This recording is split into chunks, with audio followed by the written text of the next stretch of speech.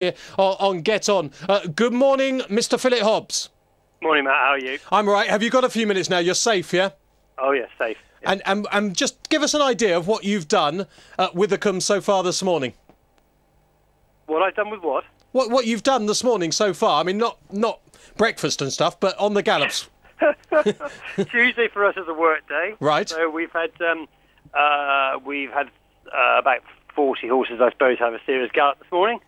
And the rest of them, we have a room for 112. The others have been cantering or going around the roads or whatever. No schoolers on a Tuesday morning. So I've just come back in from third lots, and there's a few fourth lots about to go in a minute. I've got loads and loads of questions. Actually, Philip, we flagged up we were speaking to you, and our emailers love the master trainer. So rather than me go through 1,000 horses, I'm just going to chuck a few emails at you, and hopefully that will answer most of the questions. Bob McDonald has emailed in. He says, can you ask the master trainer, and he used that phrase, whether he intends to run progressive Quins in the Racing Post Chase, and if he thinks 12 to 1 is a bit of value. Definitely the target. He's worked well this morning, so that's the plan, is to run him there. Is 12 to 1 a bit of value? I certainly hope so. He's run once at Kempton before over hurdles and won very easily. That was probably his best ever run over hurdles. That's part of the reason why I suppose we've targeted the Racing Post Chase. Personally, I probably would have run him in the 3-mile novice chase at Wetherby on Saturday, which I think he would have won. Wayward Prince won it. But Andrew Cohen, his owner, wasn't around, and he was keen to have a go at the Racing Post Chase. I suppose I'd have run on Saturday because he'd probably been sort of 5 to 4 favourite rather than 12 to 1. But nevertheless, I think we'll have a good chance in the Racing Post Chase. But that sets the sort of cat amongst the pigeons, because you've also got Mostly Bob in there, who was a pretty impressive winner at Doncaster last time. Yes, he could run as well. He might wait for Cheltenham. He might even wait for the Scottish National. Right. But I think we'll see with him a bit nearer the time. He's not the sort of horse that you can run too often, and I would be thinking that he could probably either go to Racing Post Chase or Cheltenham before the Scottish National, which would be his main target.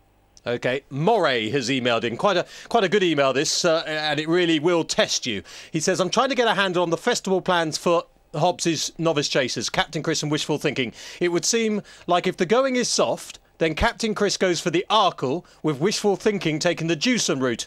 However, if it's not soft, then we have Captain Chris in the Jewson and Wishful Thinking in the RSA. My questions are to Philip. 1. Will these two horses definitely be kept apart, as they are in the same ownership? And 2, if the going is the usual good to soft on the opening day, would that be soft enough for Captain Chris to go in the Arkle, or does it need to be genuine soft ground? Good questions, I think, Philip. First of all, we wouldn't mind running the two in the same race. Right. Particularly bearing in mind, actually, it is the same ownership. I think that makes it easier. What you don't want to do with any horse in any race, really, is finish first and second, so that the second owner is beaten by his own stable. But at least if it's the same ownership, it makes it easier, I think. OK, so you could have a two-pronged. I think it's going to have to be very soft to run Captain Chris in the Arkle, but Richard Johnson probably disagrees with me, because I think he thinks he could be equally effective in either race. I'm leaning towards the 2.5 for Captain Chris. If the ground was good, then probably Wishful Thinking goes for the RSA. But if it's soft, he'd run in the Jewson as well. And with Captain Chris, if just say he goes to Cheltenham and he doesn't win, Philip, is he a horse you might put away to be a novice next season? We've decided a month ago that we're only going to run him in these high-class novice chases. I mean, obviously, we could have run him in an ordinary novice chase somewhere instead of the Silly Isles on Saturday. He would have won. But he only ran in his first race 12 months ago. So he's limited experience. And although he's a 7-year-old, he'd probably be the best novice chaser in the country next season if he's still a novice. Yeah. Which wouldn't work if he doesn't win a race this year. He doesn't, We've got an advantage next season then, so it's not a big deal. But I hope he's got a very good chance at Cheltenham. A lot of us fell in love with Captain Chris last season, particularly when I saw him jump round Kempton. I just thought, wow, wee woo, this is one to really get on with. Do you think it might have just taken him a bit of time to get over the breathing operation he had, and he's just beginning to get it together again now? More than taking a bit of time to get over the breathing operation, he had the breathing operation sort of very early December, I think, from memory. And, of course, all through December then we were to stick to our poly trap rather than working on wood chip and grass as well. He might have just lacked fitness at Newbury when he was second. Not so much time to get over the operation, just lacking a bit of fitness. And by the way, there is another little thing with Captain Chris, because he just might, and only might, run in the novice chase at Kempton on Racing Post. Right, okay. So I wouldn't say that it's possible he'll have another run before Cheltenham, although wishful thinking won't. And what trip was that over? 2.5. Right. So I think they call it the Pendle novice chase. Yeah, the Pendle. So that could really give you the answer that you're looking for in some ways. Well, I'm not sure it will. Easy 2.5 round Kempton. I'm not sure we'll learn any further, but a bit more experience for him might be an advantage, as long as we were confident that he could go to Kempton and Cheltenham. Yeah, okay. And David in Glasgow was very impressed by wishful thinking in his last 2 runs. Brought to a standstill and just going down to Rev to Cerne, then impressive round jumping. Looks a top-class prospect. I mean, he does, doesn't he, wishful thinking? I was very impressed with him the other day. He was much better than I thought he was, to be honest. Yeah, he's undoubtedly very good. And although he's not young, he's probably still improving. All the time that we've had him, he's a horse that's never been really very healthy. And at long last, a bit like kids going to school, when they've been to school for 2 or 3 years, they don't get the coughs and sneezes. And he's definitely healthier and better for it. Yeah. Which is the better of those two? As they're the same owner, you're not going to upset the owner. So which do you think is the classier, Philip? Captain Chris has put up to 153 after the other day. Wishful thinking is 155, so even the handicapper doesn't think there's much between them. Right. Captain Chris possibly has even more room to improve. Yeah. But I don't think there's much between them. Okay. You get some off-the-cuff horses as well. David has emailed in. He says, Matt, if you get time, please can you ask Philip about Caspal, who was impressive in winning the Imperial Cup last year? All going very well now. He's in good order. I'm not sure really when he'll run. I'd say it will be early March, so the obvious races is the Imperial Cup or the County Hurdle, or maybe even both. So he's back okay. Ian Carmichael's asked an obvious one, but just shows the responsibility you're under, Master Trainer. He says, every bet I have, be it doubles, trebles, accas, the lot is going on Menorah. So can you ask Mr. Hobbs how he is? He worked brilliant this morning. We stepped up his work earlier than anticipated due to the fact that he put on a bit of condition, having had an easy time in December, which is a good fault. I mean, I'd much rather that way, so we can now work him hard and get him fitter and better.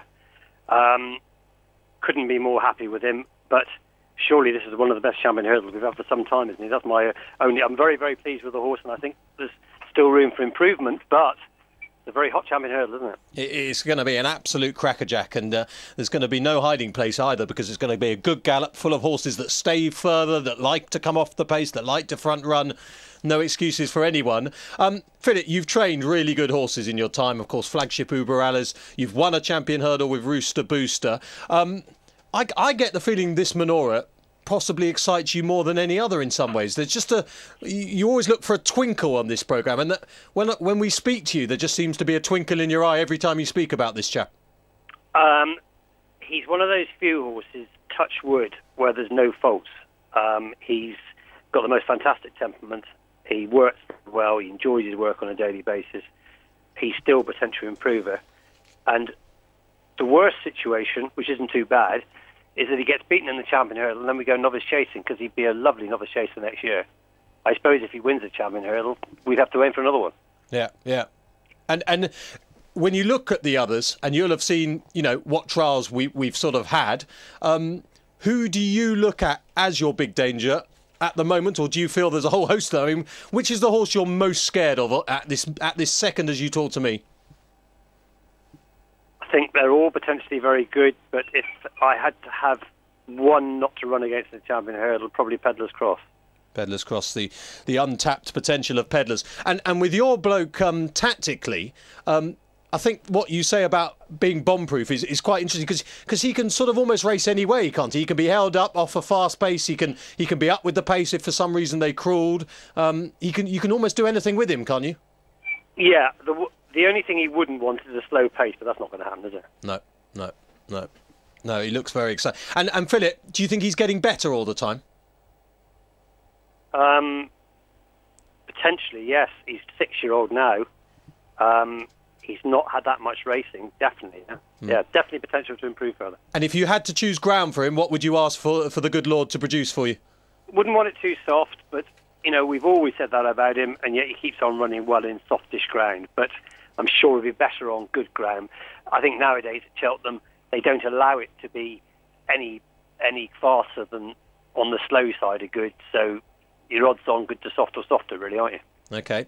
Now, Michael's very happy with you. He says, a few years ago, I met Mr Hobbs at Newbury, and he tipped me up a nice horse for the Coral Hurdle. He said, blow me down, it went and won.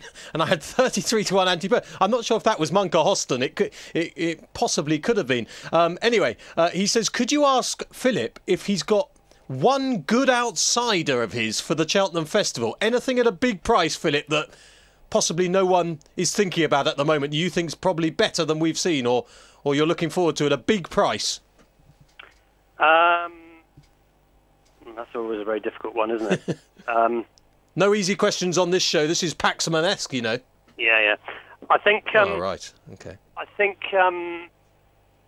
maybe you could ask me the same thing in 2 or 3 weeks' time. It would probably have to be one of the handicaps. And I'm just looking at the ones I've jotted in for handicaps at the moment. I'm not really coming up with a dark horse. Now, this is a bit of a long shot, and maybe nothing that I'd be very, very strong on, but maybe Dream Alliance for the cross-country chase. Maybe a change of scenery might amuse him. OK, yeah, wouldn't be... I mean, look, he could win almost any of those staying chases when he's on song, so wouldn't be completely mad. Andy from Aylesbury says, Matt, can you just ask Philip about Snaptie, his inexperienced chaser? I heard he was going to Cheltenham for the Grand Annual. Any news on Snaptie? Yeah, he's good. He definitely wants good ground, and that's why he's come back for a spring campaign, because he had an injury with a suspensory 18 months ago in his only chase at Cheltenham, which he won back in the autumn of last season. So we haven't got any definite plans for him as yet, but he'll be running when the ground improves, whenever that is. I mean, he might run at Cheltenham in the Grand Annual, but at the same time, he'll be running somewhere in the spring, depending on ground conditions. Lovely big handicap at the weekend at Sandown for Kilcreer Kim. What's next on his agenda? Well, interesting, the handicap has put him up 12, which is a lot, but for once I'm actually quite pleased to see that. No, he put him up 10, actually, to 142. We have got him in the Albert Bartlett 3-mile novice hurdle, which closed before last Saturday. That surely has to be his aim now, because if he was below 140, you'd be thinking handicap route, but I think probably the 3-mile novice hurdle would be the race for him. You know what I can't wait with him, and I don't know what you'll say to this. You might say, oh, well, you're absolutely wrong, he's my new. I can't wait for a fence for him. Oh, definitely. Oh, good. Oh, definitely his job. He's won a point in Ireland already. He's a lovely horse that jumps very well. Novice chasing next season is going to be his job, without a doubt. Yeah, we could be, talking, what would we be talking, Sun Alliance chase this time next year? Oh, he could well be in that league, yeah. I mean, we're not sort of sure at the moment. I mean, he's running 5 hurdle races so far and 1 4, so that's not too bad, is it? No, he's very exciting. I really like him. Must have a quick word about Nearby, who, of course, was absolutely hopeless last time out at Newbury against Pedlar's Cross and Co. I know you were bitterly disappointed by that run, even though, of course, he was up against it. Previously, he'd won his 3 on the trot, though. Set to go on Saturday in the Tote Sport Trophy? He will, yeah. I mean, he'll run there, a little bit due to lack of options. He's 150 now, which I think is probably too high. So what can we do but run in handicaps until he's off a winnable mark again?